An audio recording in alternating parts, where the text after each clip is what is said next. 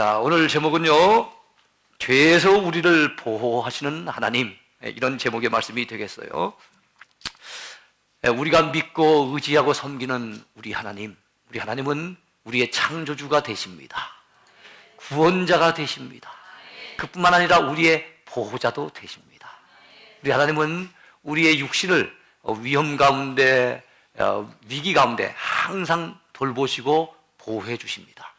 그뿐만 아니라 우리 영혼도 죄악의 수렁 속에 빠져들지 아니하도록 항상 지키시며 돌보시는 하나님이세요.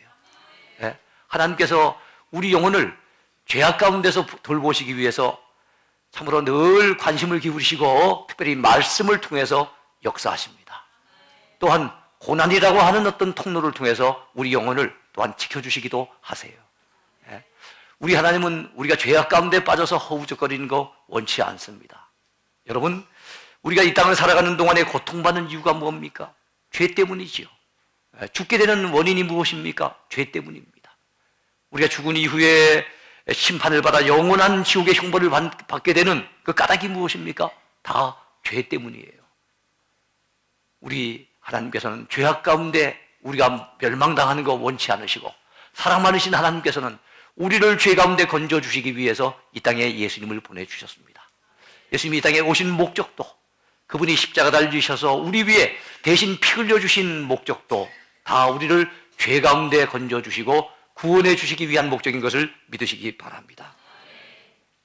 그런데 구원받은 우리가, 참 예수님의 그 피공로로 구원받은 우리가 살아가고 있는 이 세상은 여러분 만만치가 않아요. 참 끊임없이 죄가 판을 치는 세상입니다. 악한 마귀가 죄악이라고 하는 무기를 통해서 끊임없이 우리에게 도전해오고 유혹의 손길을 뻗쳐오는, 그래서 까딱 잘못하다가 보면은 죄악 가운데 빠져서 허우적거릴 수밖에 없는 그런 환경이 바로 우리가 살고 있는 이 세상의 환경이에요. 우리 하나님께서는 당신의 백성들이 죄악 가운데 빠져 있는 거 원치 않습니다. 예수의 피값으로 건져내신 주의 사람들이 죄악 가운데 허우적거리면서 방황하며 사는 것, 타락의 길로 걸어가는 것, 우리 하나님은 원하지 않으세요. 그래서 하나님은 항상 우리를 죄 가운데서 지켜 보호해 주시려고 애를 쓰시는데, 특별히 몇 가지 방법이 있어요.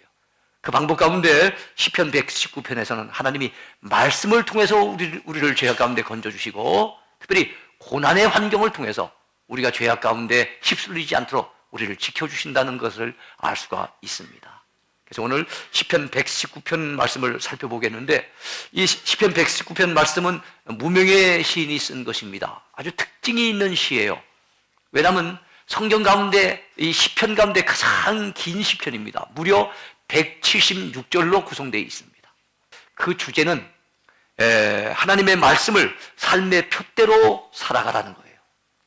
하나님의 말씀을 삶의 표대로 삼고 삶의 방향등으로 삼고 우리 삶의 기준으로 삼아서 살아가라는 거지요. 사람들이 왜 제멋대로 삽니까? 자기 삶의 기준이 없기 때문에 그렇습니다. 사람들이 왜 이리저리 방황하면서 세상 가운데 고통스럽게 살아갑니까? 자기 삶을 이끌어주는 분명하고 참된 기준이 없기 때문에 그래요. 그런데 우리 믿는 자들에게는 우리 삶에 뚜렷한 기준이 있습니다. 그것이 바로 하나님의 말씀인 성경인 거지요.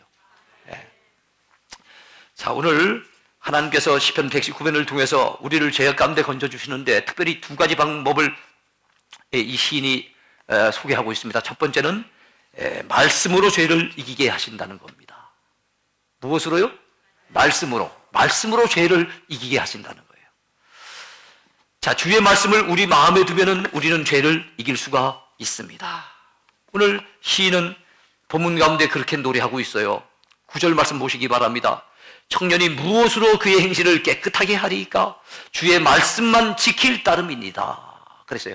청년이 행실을 깨끗하게 할 수 있는 비결, 말씀을 지키는 것밖에 없다는 거예요.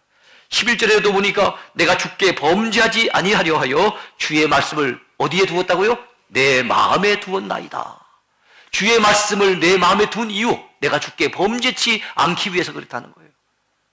그래요, 여러분, 주의 말씀이 그 마음판에 새겨진 사람은 그 말씀의 힘을 가지고 그 말씀의 능력으로 무장해서 죄를 이길 수가 있습니다.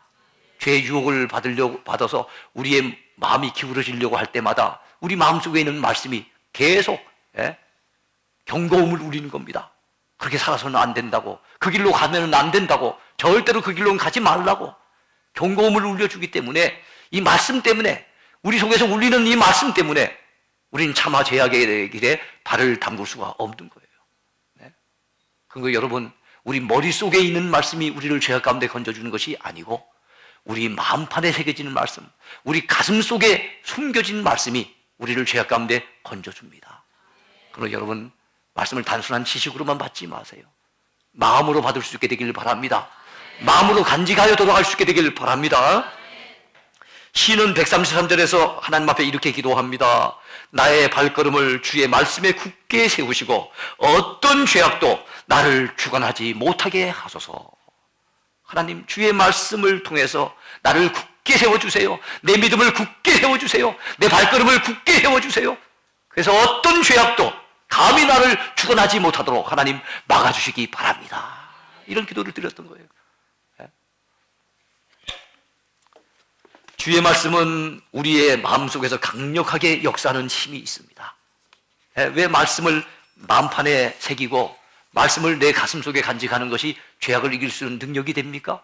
주의 말씀이 내 속에 그냥 아무 의미 없이 담겨져 있는 것이 아니라 내 속에 들어온 말씀이 내 속에서 꿈틀거리며 일을 하기 때문에 그렇습니다. 여러분, 역사란 말은 우리가 보통 이제 히스토리, 흘러가는 이 시대의 역사를 생각하기 쉽습니다만은 성경 속엔 때로는 역사라고 하는 말이 일한다는 의미에서 역사, 성령께서 역사하신다, 말씀으로 역사하신다 이런 표현을 하잖아요. 일하신다는 얘기예요. 강력하게 일을 하시는 거예요.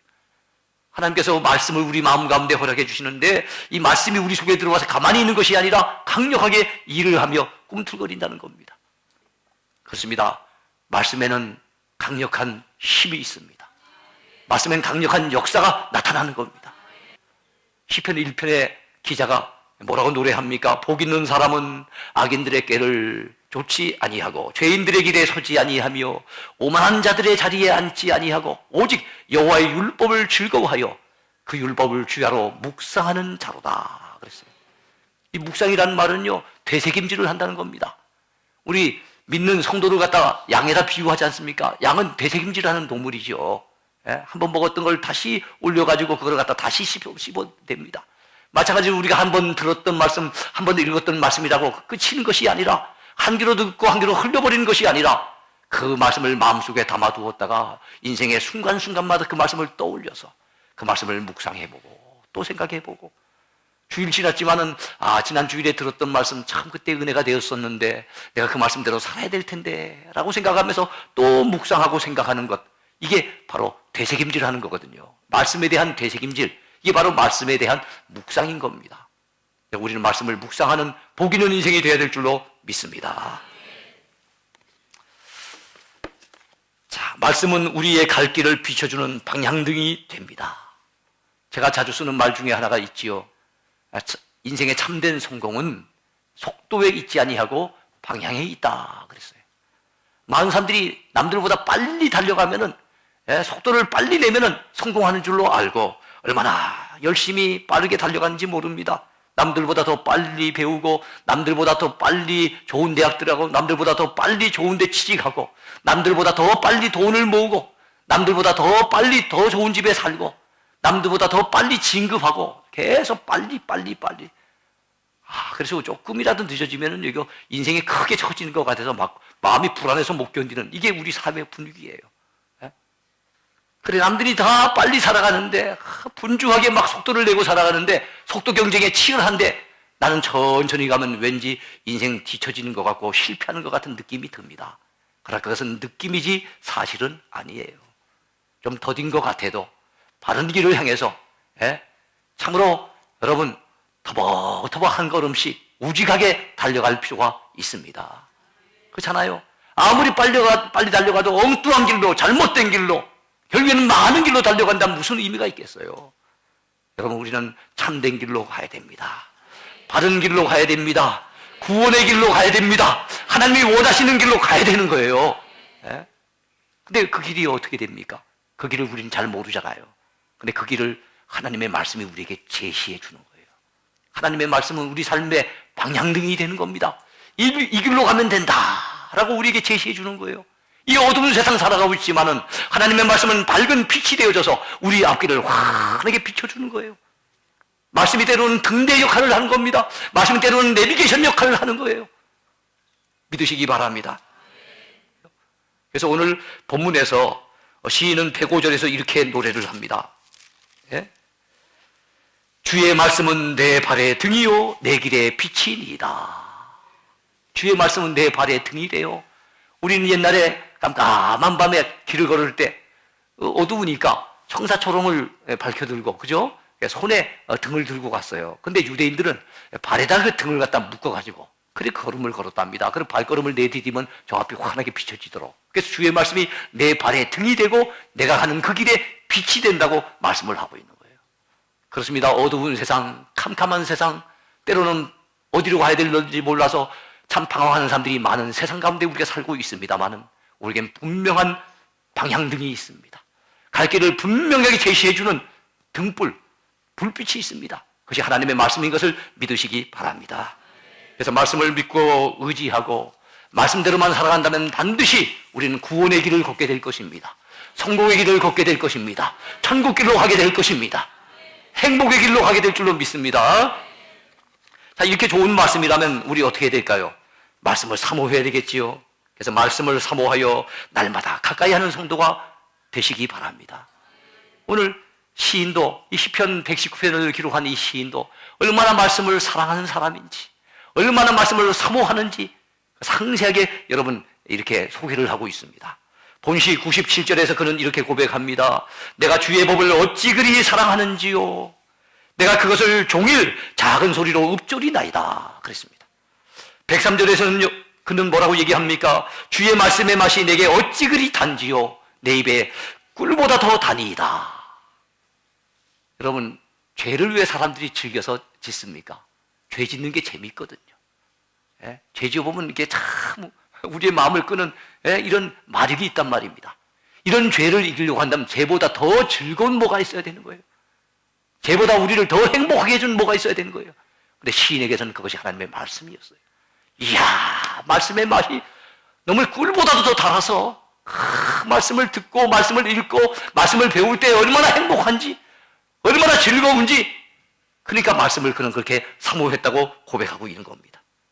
131절에서 그는 내가 주의 계명들을 사모함으로 내가 입을 열고 헐떡이 나이다 라고 얘기합니다.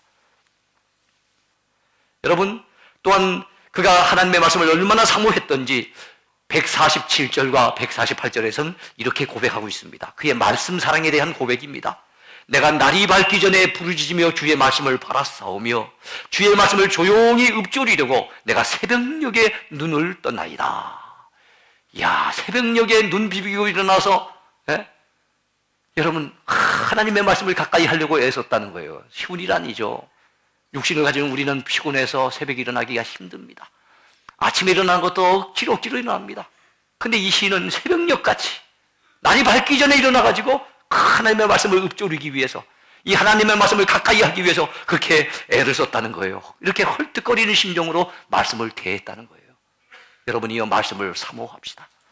말씀을 사랑하는 성도가 되시길 바랍니다. 두 번째입니다. 고난을 통해 죄를 이기게 하십니다. 무엇을 통해서요? 고난을 통해서. 고난은 우리가 썩 반가워하는 것은 아닙니다. 피하고 싶은 거지요. 우리에게 고난이 찾아올까 봐 전전긍긍합니다. 예? 고난이 지나갔으면 참 좋겠어요. 근데 하나님은 때로는 이 고난을 통해서 우리 영혼을 죄 가운데서 지켜주신다는 겁니다. 그것도 하나님의 방법이에요. 하나님은 고난을 통해 우리를 죄로부터 지키십니다. 예? 때로는 여러분, 가난이라고 하는 것이 우리에게 찾아와서 우리를 힘들게 할 때 있어요.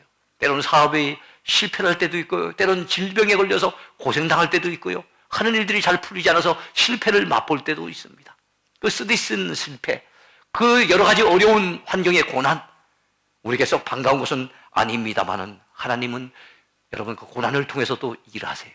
고난의 배후에는 반드시 하나님의 숨겨진 뜻이 있습니다. 의미 없이 다가오는 고난은 없어요. 아무 뜻도 없이 지나치는 고난은 없습니다. 고난에도 반드시 뜻이 있다는 거예요. 하나님이 뭔가 뜻이 있는데 그것은 나쁜 뜻이 아닙니다. 당장은 육신적으로 손해를 보는 것 같고 육신적으로 힘든 것 같지만 영적인 측면에서는, 하나님의 측면에서 보면 이거는 굉장히 유익되게 하는 것이 고난이라는 것을 믿으시기 바랍니다. 그렇습니다. 여러분, 고난이라고 하는 여러 가지 환경이 우리의 삶의 발목을 탁 잡을 때가 있어요. 그래서 우리를 힘들게 할 때가 있고 우리를 속박할 때가 있어요.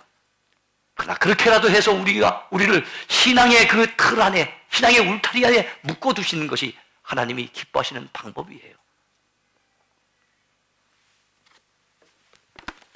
고난은 오히려 성도에게 영적으로 유익을 줍니다. 영적인 측면에서는 고난이 오히려 유익이 된다는 사실 우리는 기억해야 되겠습니다. 그런 점에서 실패와 시련 그리고 고난은 바람과도 같아요. 바람은 때로는 배를 전복시키기도 합니다. 그래서 선원들을 굉장히 힘들게도 만듭니다. 그런데 그 바람의 힘 때문에 배가 그 동력을 얻어서 여러분 갈 길을 가는 거예요. 고난도 마찬가지입니다. 고난 때문에 때로는 우리를 힘들게 하고, 고난 때문에 우리가 때로는 너무나도 힘겨워서 고통스럽게 쓰러질 때가 있어요. 그런데 그 고난 때문에 우리는 묵묵히 가야 될 그 믿음의 길을, 그 천국길을 향해서 바르게 나아갈 수가 있게 되는 거예요. 그래서 여러분, 시편 119편 기자는 오늘 본문의 뒤편에서 이렇게 고백을 했던 것입니다. 67절에 봤더니 고난 당하기 전에는 내가 그릇 행하였더니 이제는 주의 말씀을 지키나이다.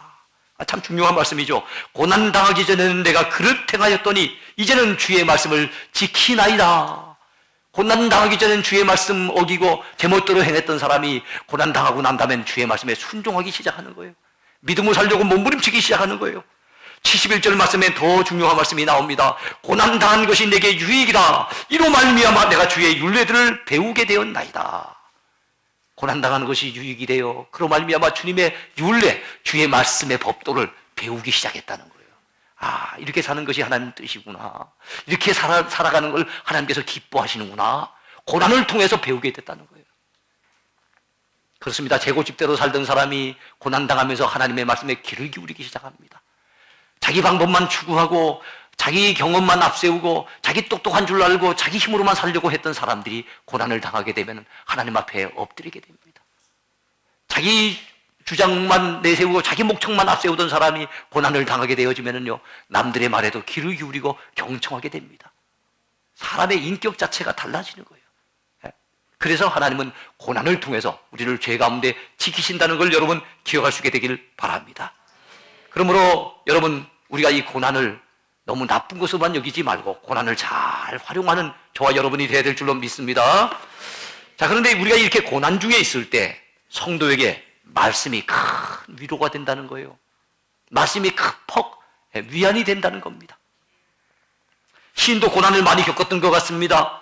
오늘 본문 곳곳에 고난이라는 단어가 언급이 되고 있고요. 107절에서 그는 이렇게 고백합니다. 나의 고난이 매우 심하다고요. 나의 고난이 매우 심하다. 예전 성경에 보면 나의 고난이 막심하오니, 오히려 그게 더 느낌에 더 가까이 다가오는 느낌이 듭니다만, 나의 고난이 막심하다는 거예요. 자, 그러면서 50절에서 시인은 이렇게 얘기합니다. 그 고난 중에 말씀이 얼마나 내게 위로가 되고 힘이 됐던지 50절에서 이 말씀은 나의 고난 중에 위로라. 주의 말씀이 나를 살리셨기 때문이다. 말씀이 고난 중에 내게 위로가 되고 영적으로 다운되어 있던 나를 살려주는 말씀이 되더라는 거예요. 92절에도 보니까 이런 말씀이 나옵니다. 주의 법이 나의 즐거움이 되지 아니하였다면 내가 내 고난 중에 멸망하였으리다. 고난 속에서도 말씀이 때로는 내게 위로를 주고 때로는 용기를 주고 때로는 소망을 안겨주어서 그래서 견뎌낼 수 있었지, 이 말씀이 아니었다고 한다면 내가 고난 중에 멸망당하고 말았을 것이라고 하는 그런 고백을 하는 거예요. 그만큼 고난의 시기에 시인에게 있어서는 말씀이 얼마나 위로가 되는지 몰라요. 사랑하는 성도 여러분이요, 여러분들도 고난의 시기를 만나거든 말씀을 통해서 위로받으세요. 말씀을 통해서 용기를 얻으시고 소망을 붙들 수 있게 되길 바랍니다. 말씀을 맺습니다. 고난 가운데 연단받은 성도는 그때부터는 주님을 바라보게 됩니다. 주만 바라보게 됩니다. 성경은 곳곳에서 주님께서 우리에게 말씀하십니다. 나를 바라보라고. 나를 바라보라고 말씀하세요. 여러분, 나를 바라보라고 하는 것은 간단해요. 그렇게 힘든 것이 없어요. 바라보는 일은 어떤 행동이나 수고가 따르지 않습니다. 바라보는 것을 배우기 위해서 대학교에 입학할 필요도 없어요. 네? 그렇지 않습니까? 바라보기만 하면 되는 거니까. 큰 수고, 따르지 않고요. 큰 대가를 치른 것도 아니에요. 네? 대학교에 가서 열심히 공부해만 깨달아 알 수 있는 것도 아니에요. 그저 순종해서 바라보기만 하면 되는 겁니다. 주님은 바라보래요. 신앙은 바라보는 겁니다. 주님을 바라보는 것이 신앙입니다. 믿을 신자에다 우러를 앙자지요. 주님을 믿고 바라보는 것. 오직 주님밖에 믿고 의지할 분이 없습니다. 주님 도와주세요 하고 주님을 바라보는 것. 이게 신앙이에요. 성경 곳곳에서 주님은 우리에게 바라보라고 말씀하세요. 이 바라봄은요, 아무리 세상에서 어리석은 사람이라도 할 수가 있는 거예요. 연세 많으신 그런 분들도 능히 그것도 바라볼 수 있고요. 잘 모르는 어린애들도 바라볼 수가 있고요. 몸이 불편한 사람들도 바라보는 건 바라볼 수가 있어요. 누구든지 할 수 있는 게 주님을 바라보는 거예요. 주의 말씀에 귀를 기울여 순종하기만 하면 이거 할 수가 있는 거예요. 근데 사람들은 주님이 아니라 열심히 자기를 바라봐요. 그러다가 실망을 해요, 스스로. 난 이거밖에 안 되나? 내가 아직까지 내 형편이 이거밖에 안 되나? 특별히 남들과의 비교를 통해 가지고 자기 자신을 바라보면서 폭 실망하는 그런 분들이 많습니다. 또는 잠깐 남들을 바라봐요. 왜 사람이 저럴까? 교회 안에서 잠깐 다른 사람을 바라봐요. 그래서 또 실망해요. 그래서 또 낙심을 해요. 얼마나 어리석습니까? 성경은 다른 사람을 바라보라, 네 자신을 바라보라 이렇게 말씀하지 않냐고 주를 바라보라고 말씀합니다. 믿음의 주요 또 온전케 하시는 이인 예수를 바라보라 그렇게 말씀합니다.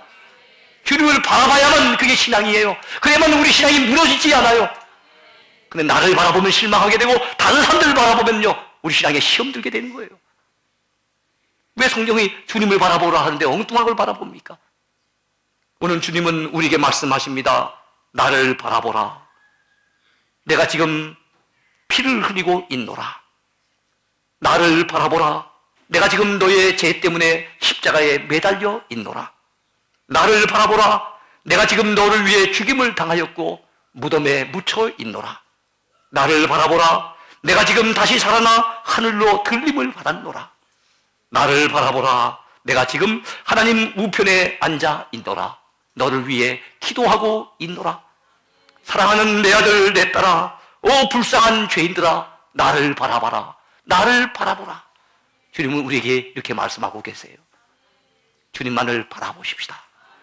말씀을 맺습니다. 사랑하는 성도 여러분, 우리 하나님께서는 우리가 죄악 가운데 빠져서 허우적거리며 실패하는 것 원치 않으세요. 타락의 길로 달려가는 거 기뻐하지 않습니다. 그래서 때로는 말씀을 통해서 우리 영혼을 지켜주시고 우리의 믿음의 울타리를 지켜주시고 때로는 고난을 통해서 고난까지 동원해서라도 우리 믿음을 지켜주시려고 애쓰는 분이 하나님이세요. 그러므로 말씀으로 무장합시다. 고난 속에서 오히려 주님을 바라보십시다.